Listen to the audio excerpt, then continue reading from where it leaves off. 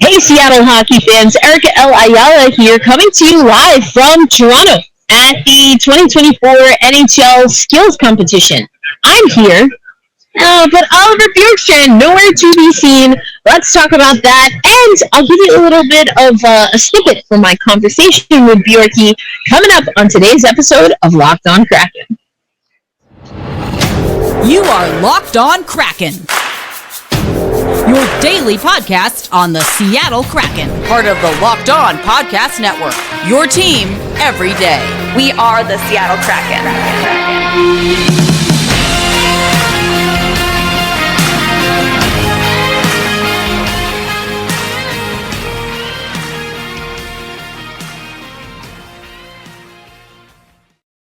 What's cracking, Seattle hockey fans? Ayala here, coming to you live from Toronto. In case you can't figure that out, I'm sitting at the desk where the players do their little interviews. You'll see I got to interview Oliver Bjorkstrand, so that's coming up on today's episode. Today's episode of Locked On Kraken brought to you by our friends at FanDuel. Right now, new customers get $200 in bonus bets if your bet of $5 or more wins. Visit FanDuel.com/LockedOn to get started. So, okay, I'm here. I think Oliver Bjorkstrand's probably somewhere around here, but he's not in the All-Star competition. And I saw someone on social media saying that of 32 teams, basically 20 franchises have nobody to root for in the skills competition. Now, I've alluded to this before. If you are an everyday or an OG or Locked On Kraken, a part of the Locked On Podcast Network, where we bring you your teams every single day, sometimes guys don't want to come to this. Of course, Oliver Bjorkstrand kind of, on the fun side of that, he leaned into the fun and the shock of being called and named to his first All-Star game. But sometimes guys just don't want to schedule this in. I know on social media, a lot of people have been taking notice that some of our very own players from the Seattle Kraken posting pictures from resorts, beachside, whatever the case is. And, it's a long, grinding season, and nobody knows that better than Seattle Kraken fans. It's been a tough road. So, sometimes the guys just don't want to participate. And as I'm watching the skills competition on some of the auxiliary screens, I was up in a suite. Oh, if you want to follow me on social media to learn a little bit more how I'm living the suite life for part of the All-Star weekend, make sure you follow me on social media. But, it's a tough, I don't know. I think maybe the format has to change a little bit because, I don't know, it's the usual suspects, just kind of even the production value. There's a weirdness to it. And at least for us in arena, it was very choppy. It didn't flow. It felt like sometimes the broadcast was being rushed. At other times, it was just being dragged out. It's just a lot. And so I think there has to be a better format overall for All-Star, but especially when you have guys that are committing to All-Star, and there's only so many that can compete in skills. I mean, it's a 3-on-3 exhibition. I don't know. I don't know how you change it, but if you're going to name and commit to naming a player from every team, how do you then get all of the teams involved? Is that through the mascots? Is that through different activations? I don't know, but right now it just kind of seems, and again, we're here in Toronto, so it's going to be very Toronto focused. That makes complete sense. But I don't know. Right now, it's just seeming like there's a disconnect between what the product is and what the fans want or are willing to sit around for, whether they are watching or they're in arena. So I don't know exactly how you fix that, but, we take what we can get. I did get to speak to Oliver Bjorkstrand. I know for those who follow Locked On Kraken, again, you're an everyday or you're an OGer. I was hoping to have him before we both arrived in Toronto. Just the scheduling didn't quite work out. And I'm in the area. This is actually the Toronto Raptors practice facility, and this is the same area that they do the interviews. So if you can, I can maybe turn this camera a little bit, but there's actually two seats see, that's the microphone 1, and where I'm sitting is where microphone 2 would be. I actually can show you right here. But, you know, we had them 2 at a time, especially on the first day. So it got a little loud, and the audio for my interview with Oliver Bjorkstrand not as great as I wanted it to be. I'm going to play you a little bit a short clip, and this is me asking Oliver Bjorkstrand, what would Bjork Around find out mean, since of course he was gifted a shirt by the Seattle Kraken. So I'm going to play that for you, and then I'll kind of walk you through what my conversation was with Oliver Bjorkstrand, what he said. He talked about the Olympics in the scrum. I also asked him about chemistry. For those of you who are part of the Locked On Kraken Insiders, you know that I spoke to Oliver Bjorkstrand at training camp, and he talked about sometimes having a slow start. And I asked him about that and how he's been able to be a massive contributor. We talked about it before the All-Star break, leading point scorer on the team, and he talked a little bit about that, the chemistry with his line, and ultimately, what the Seattle Kraken need to do in the next part of the season. And for those of you who are Locked On Kraken Insiders, I am going to rework that audio. Just know it's not going to be as great as I personally would like it to be, and you'll have to deal with hearing another player, again, because they're sitting right next to each other, kind of at times talking over Oliver, who, you know, is a little on the soft-spoken side. So just bear with me on the audio, but I'm going to give you that full clip for Locked On Kraken Insiders, and I'll put that on our playlist. That's a part of the Insiders Only playlist. But for right now, for this episode of Locked On Kraken, as I come to you live from the skills competition, I am going to play you the clip, me asking Oliver Bjorkstrand what Bjork Around and Find Out means. Around Find Out shirt was pretty funny. What would that signify to you? Like, what's something that happens on the ice where you're like, oh, now I'm ready to go? You're gonna find out. I don't know. I don't know. I guess it is like most, when I score a goal, right? So I guess if you're around to find out. So don't get this time. I don't know. I think it's a funny one.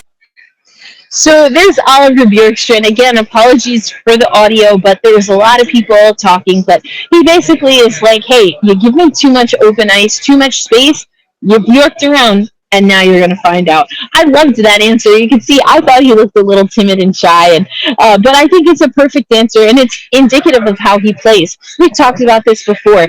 He's able to find space on the ice. He's kind of, I say that players like him are kind of slippery, right? If you're not really marking them hard, if you're not stick-to-stick, body-to-body on a player like Oliver Bjorkstrand, he's going to find a way to burn you.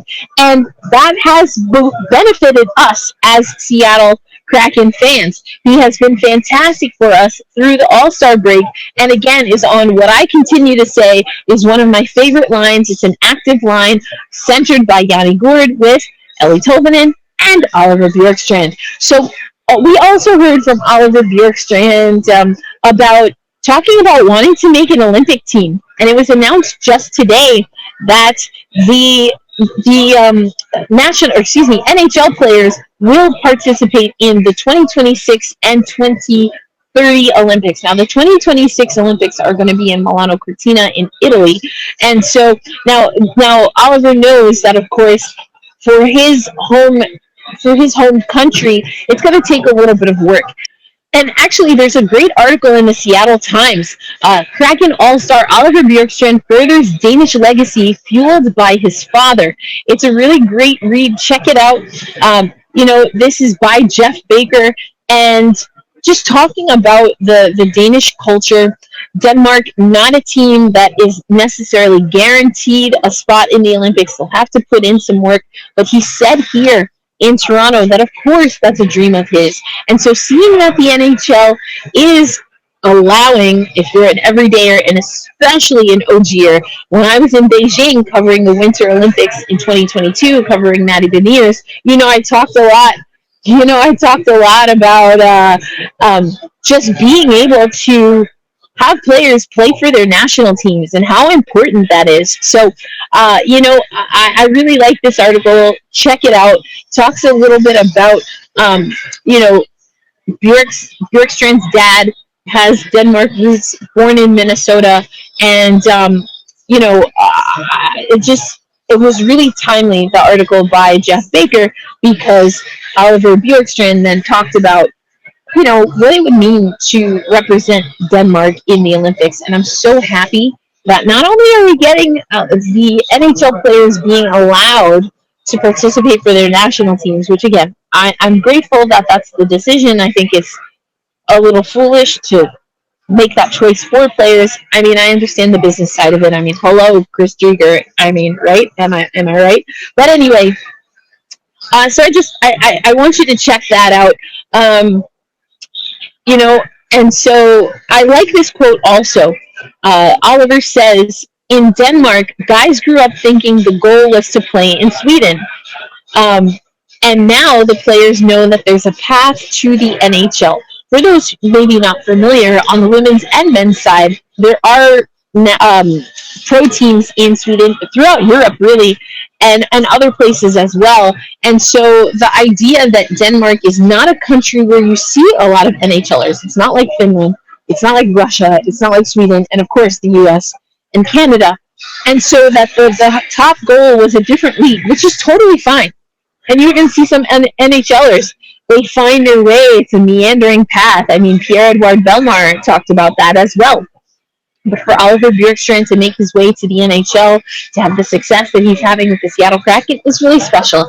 And although I was gutted like the rest of you about how the picks went down, I really hope Ollie is enjoying this weekend. I'm going to keep this episode pretty tight, especially because eventually somebody is probably going to need to sit here as an all-star. I know you think I'm an all-star, and I'm so grateful for you for that, to you for that.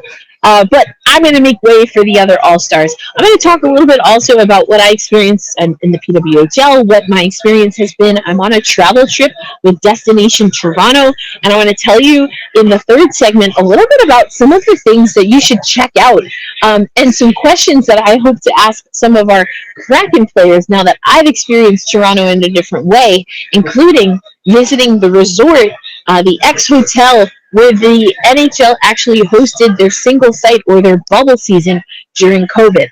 All that and more coming up on today's episode of Locked On Kraken.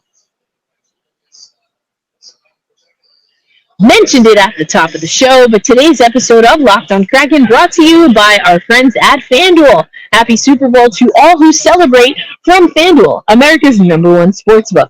If you are like many, the Super Bowl is all about scoring the best seat on the couch, grabbing your favorite football snacks, and placing some of your favorite bets. At FanDuel, there's so many ways that you can end the season with a W, or 2, or 3. Not only can you bet on who will win Super Bowl 58, but FanDuel also has bets for which players score a touchdown, how many points will be scored, and so much more. New customers can join today and you get $200 in bonus bets if your first bet of $5 or more wins. Just visit FanDuel.com/LockedOn to sign up. That's FanDuel.com/LockedOn. Make every moment more with FanDuel, an official sportsbook partner of the National Football League.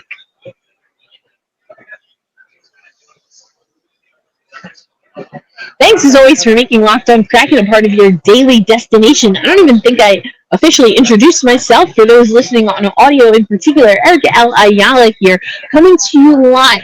This is technically the practice facility for the Toronto Raptors, but I'm at Scotiabank Arena.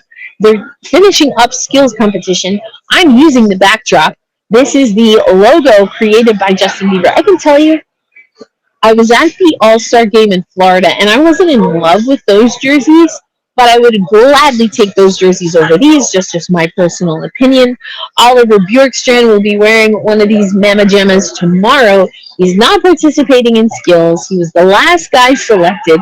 You know, all the guys kind of sitting on those little benches or whatever with their skates kind of dangling. It was adorable. But, you know, in Oliver and Ollivander, a lot of people is putting out there, we trust. And so, again, I spoke to Oliver Bjorkstrand in the first segment. I played a little bit of the clip. The audio, there was a lot of bouncing audio in this room yesterday. So I don't want to play you more than that. But again, our Locked On Kraken insiders, if you're willing to bear with a little bit of loud ambient noise and interviews happening behind, then I will have some more of that interview for you. But Oliver Bjorkstrand looks like he got a fresh cut. He's ready for All-Star. He looked dapper.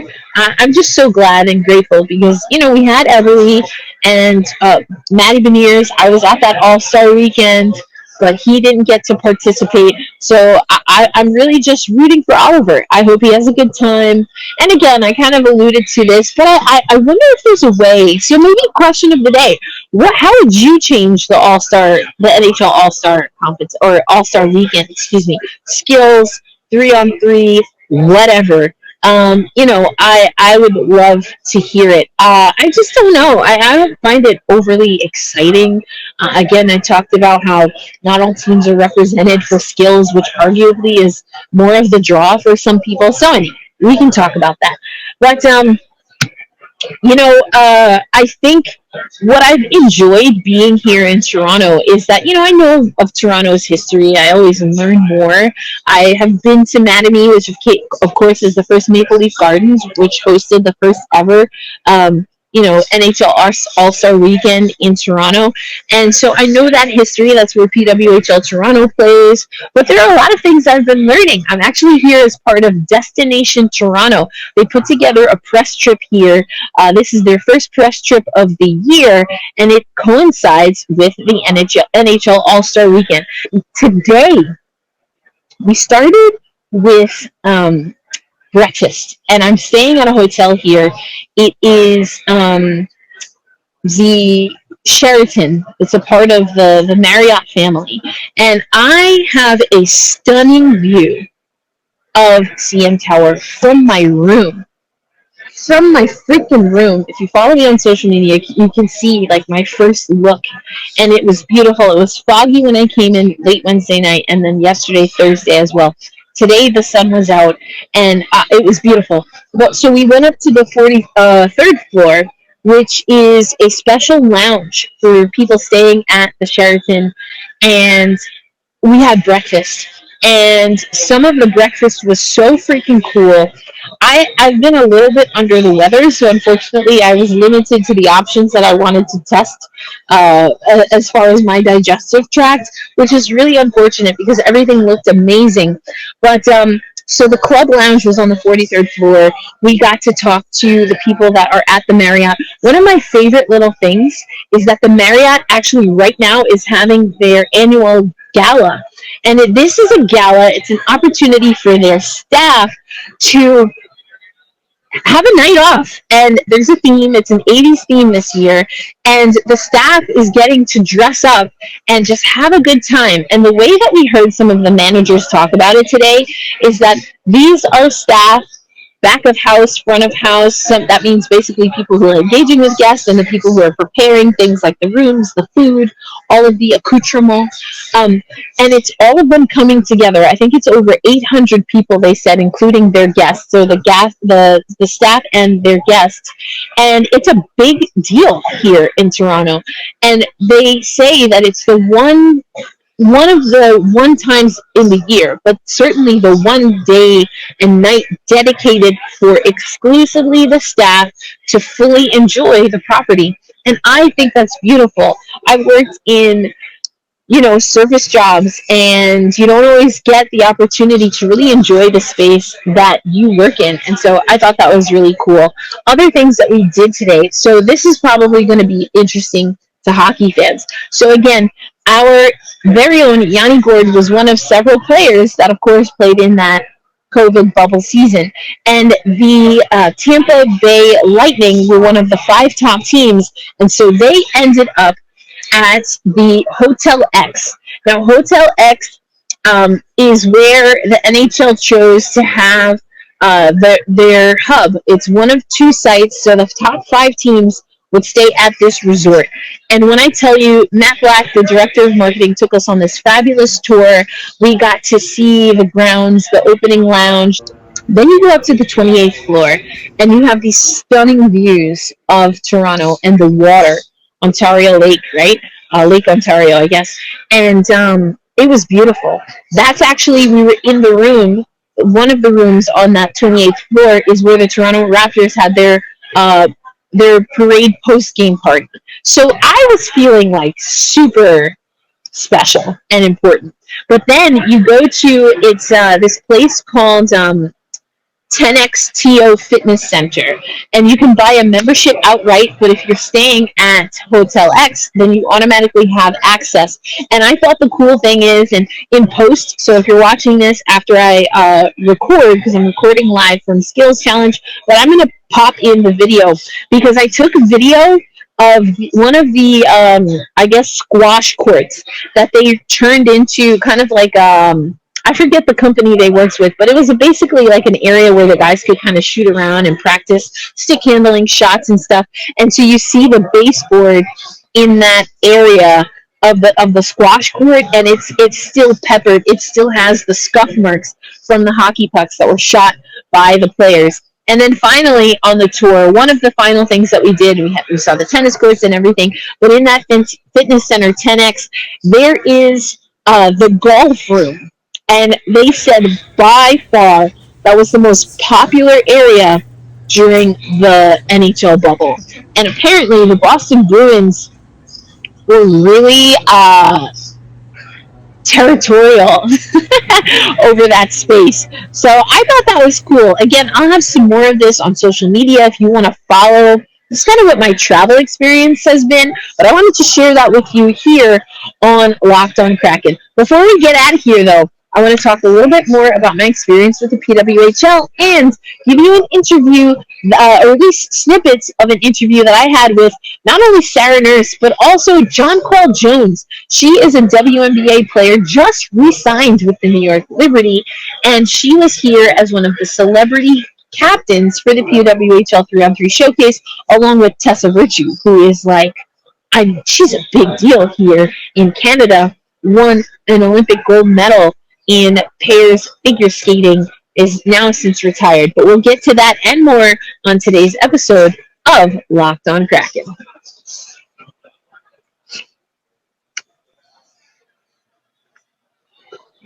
Thanks, as always, for making Locked On Kraken a part of your daily destination. So I told you a little bit about my destinations here in Toronto. We also got to visit Real Sports, where I spoke to Steve Caston, and he is one of the board members for the PWHL. And of course, we asked about expansion, and he said that there are plans, there's already interest in expansion, and they do have a few cities on the docket. And going out west is certainly on their radar. Now, he didn't get into specific cities. I didn't think that he would. But you know that I have long since made a case for Seattle. And if you've been an everydayer and an OGer, then you know I also had an interview where I spoke to Steve Mayer. He is the Chief Content Officer at the NHL, and he told me that the PWHL was seriously thinking about having an activation at the Winter Classic.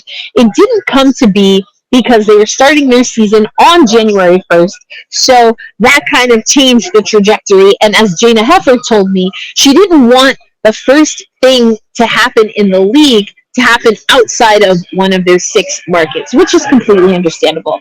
But you gotta think, especially with the facilities, especially with the Seattle Kraken, not only hosting the rivalry series last year, but being the one U.S. market that did their own broadcast. That's right, John Forsland and Allison Lucan on the call, so that us here in the United States, we weren't listening to a Canadian feed of the rivalry series. We actually had a broadcast team in Root Sports put in the work, the time, the preparation, and the resources to give us our own broadcast. And I thought that made a world of difference. So I am rooting for women's hockey to come to Seattle. Of course, you know I'm rooting for women's hockey to come to Seattle, but I want to take you again over to just a short snippet that I had with Jonquel Jones, who, for those who maybe don't know, she plays for the New York Liberty. She just re-signed for 2 years with the New York Liberty, and she's what I say, an island girl,